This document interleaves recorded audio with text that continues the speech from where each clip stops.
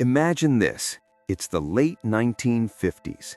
The United States, the self-proclaimed leader of the free world, is in a state of quiet, simmering panic.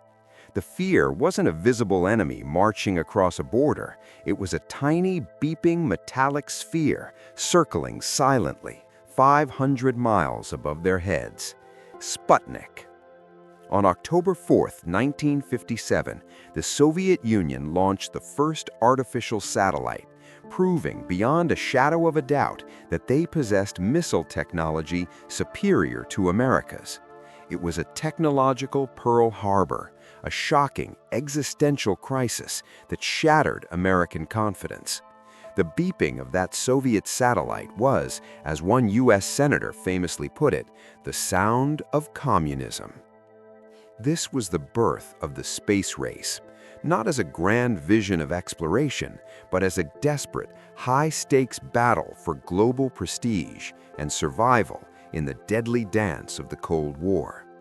For the U.S., it was an urgent race to restore its reputation, a nation-defining quest to prove that freedom and democracy could out-innovate a closed communist system.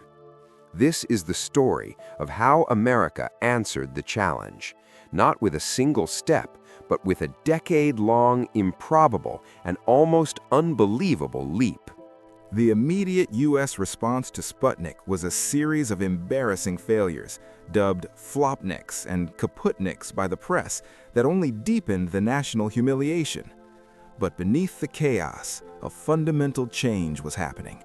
On July 29, 1958, President Eisenhower signed the act creating the National Aeronautics and Space Administration, NASA, a civilian agency charged with catching up to and surpassing the Soviets. The early years of Project Mercury were a struggle. The Soviets achieved the first ever orbit of the Earth with Yuri Gagarin on April 12, 1961. This monumental feat forced the American hand. The next month, on May 25, 1961, President John F. Kennedy stood before a joint session of Congress and issued a challenge that stunned the world.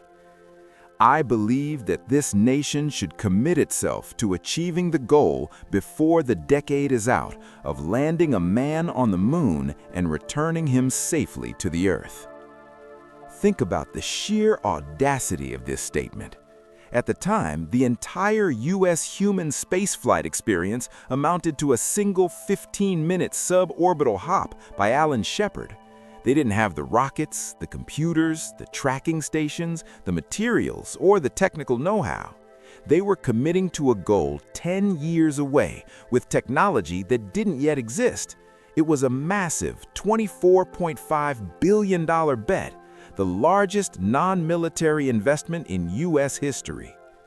At the heart of this impossible mission were the astronauts, the Mercury 7, a group of decorated test pilots chosen to be the faces of America's new frontier. They were fiercely competitive, deeply patriotic, and intensely aware of the stakes. Alan Shepard became the first American in space, suborbital, in 1961. John Glenn, the charismatic Marine, became the first American to orbit the Earth in 1962, flying the Friendship sign. His successful mission finally calmed the nation's nerves and cemented the astronauts as genuine American heroes. Yet, even with these early successes, the path was littered with near disasters. The space program was run on the principle of all-up testing, where entire complex systems were flown for the first time, rather than testing components individually. This sped up the timeline, but amplified the danger. Every launch was a terrifying gamble. To reach the moon, NASA needed to bridge the gap between simple orbital flights, Mercury, and the complex maneuvers required for a lunar mission, Apollo. That bridge was Project Gemini, named for the two-person crew. Gemini was where the real work of learning how to fly in space was done, testing the critical techniques that would make the moon landing possible. Rendezvous and docking. The Apollo mission required the command module to break away from the lunar module, which would descend to the moon, and then later meet up again in lunar orbit. This was a completely new, incredibly precise challenge. On Gemini 8, Commander Neil Armstrong and pilot David Scott achieved the first ever docking in space, only to be hit by a violent thruster malfunction that sent their spacecraft tumbling uncontrollably. Armstrong, the calmest man in the universe, managed to wrestle the ship back from the brink of a fatal spin, cementing his reputation as the ultimate pilot. Extravehicular activity, or EVA, and spacewalks. To work on the moon, astronauts needed to be able to exit their vehicle.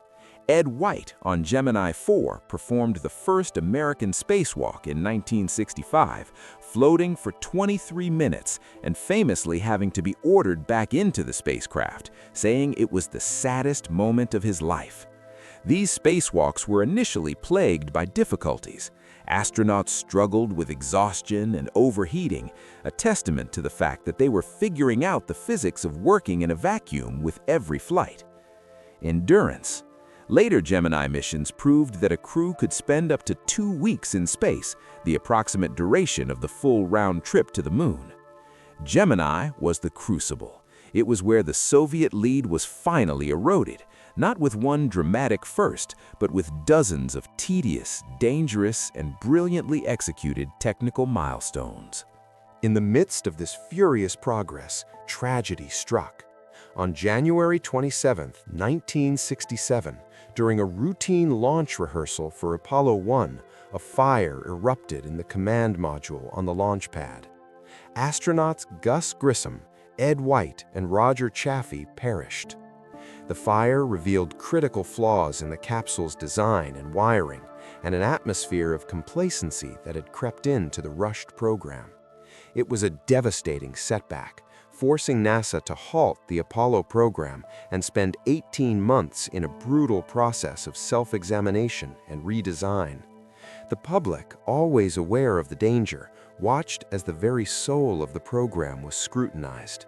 America proved its commitment by choosing not to quit, but to fix the problem, investing immense resources in building a safer, more reliable ship. The Saturn V, America's greatest machine. Central to the moon mission was the colossal Saturn V rocket.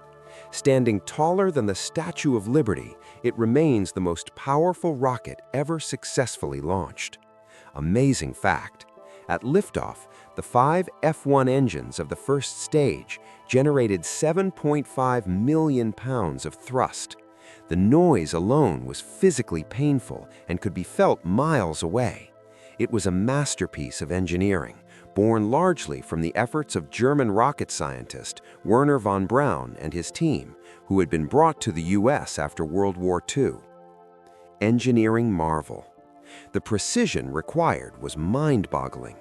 The first stage had to lift the 6.5 million pound behemoth into the air. The second stage would take it to orbit, and the third stage would fire a final time to propel the Apollo spacecraft on its 240,000-mile journey toward the moon. By 1968, after successfully flying the newly redesigned command module in Earth orbit, the pressure was immense. The decade was running out. In a move of incredible boldness, against the advice of many engineers, NASA decided to bypass a planned orbital test and send Apollo 8, the first manned mission to fly on the Saturn V, all the way to the moon.